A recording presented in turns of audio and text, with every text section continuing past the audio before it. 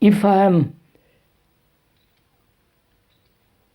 jealous, envious, the opposite of jealousy is a state of mind which is not jealous, a state of feeling. But if it is the opposite of jealousy, that opposite has in it its own opposite.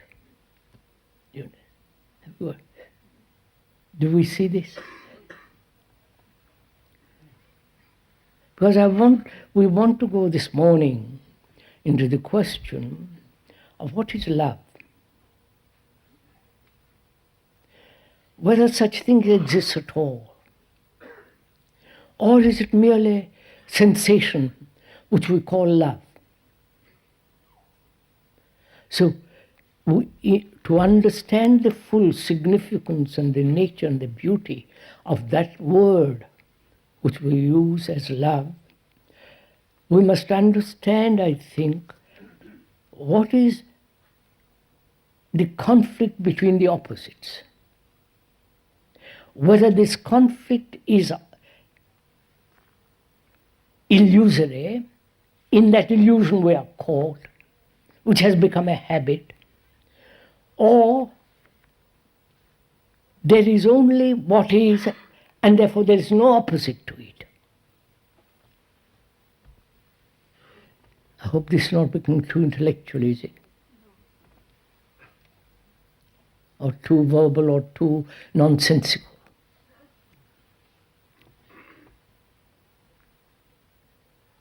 Because as long as we live in opposites, jealousy and non-jealousy, the good and the bad, the ignorant and the enlightened, there must be this constant conflict in duality. Of course there is duality, man, woman, light and shade, dark, light and darkness, morning and evening and so on. But psychologically, inwardly, we are asking whether there is an opposite at all.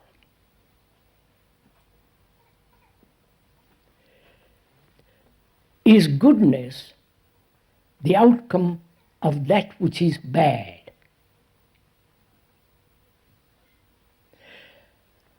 If it is the outcome of that which is bad, evil, I don't like to use the word evil because that's so appallingly misused as every other word in English language.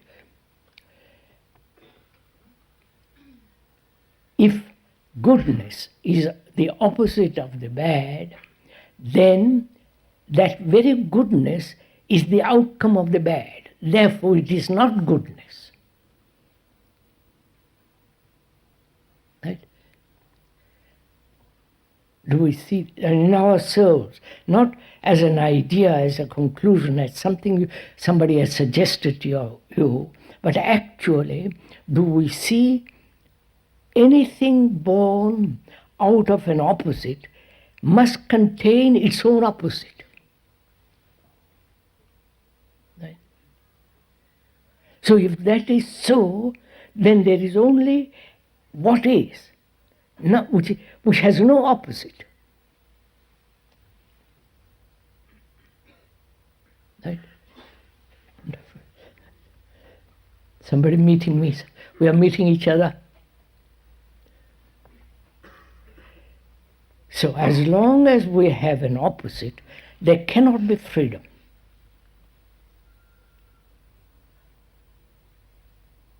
Goodness is totally unrelated to that which is evil, which is bad, in quotes bad.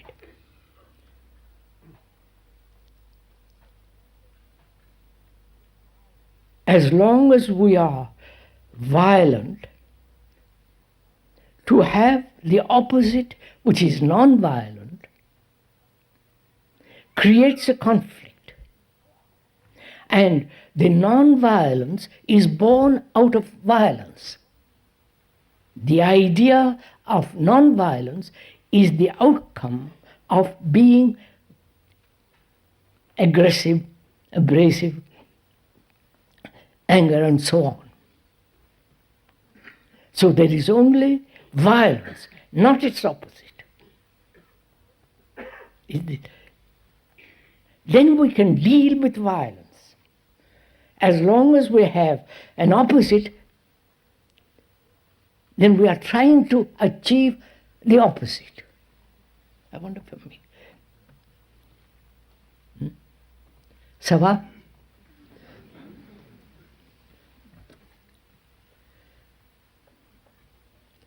So, is freedom the opposite of non-freedom? Or freedom has nothing whatsoever to do with its opposite? This, please, we have to understand this very carefully, because we're going to go into something, which is love the opposite of hate? The opposite of jealousy? The opposite of a sensation? So, as long as we are living in this habit of opposites, which we are, I must not. I am, I shall be. I have been, and in the future something will take place. All this is the activity, the movement of the opposites. Right, so do we, may we go on? Va bene? So we're asking, is freedom totally unrelated to that which we call non-freedom?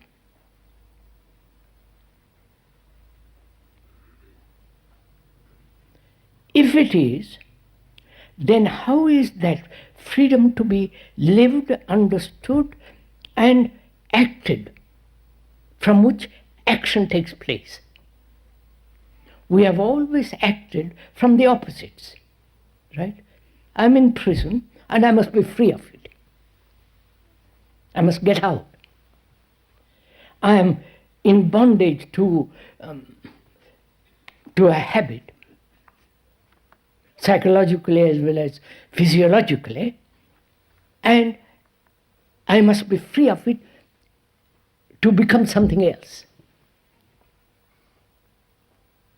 Right? So, we are caught in the habit of this everlasting corridor of opposites.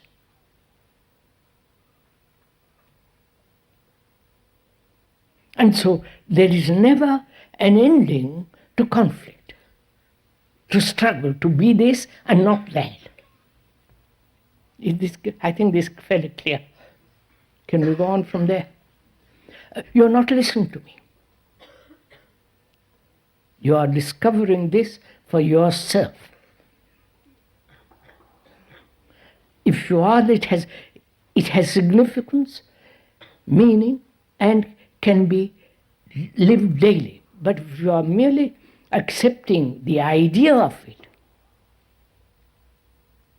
from another, from the speaker, then you are merely living in the world of ideas. And therefore, the opposites remain. The word idea, the root meaning of it from Greek and so on, is to observe. See what we have made of that word. Just to observe and not conclude or make an abstract from what you have observed into an idea.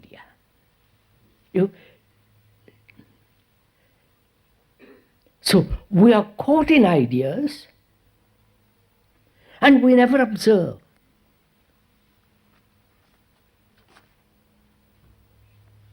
If we do observe, we make an abstraction of it into an idea. So we are saying freedom is unconnected with bondage. Whether it is the bondage of habit, physical or psychological, bondage of attachment and so on. So there is only freedom, not its opposite. If we understand that, the truth of it, then we will deal only with what is, and not with what should be, which is its opposite. Got it?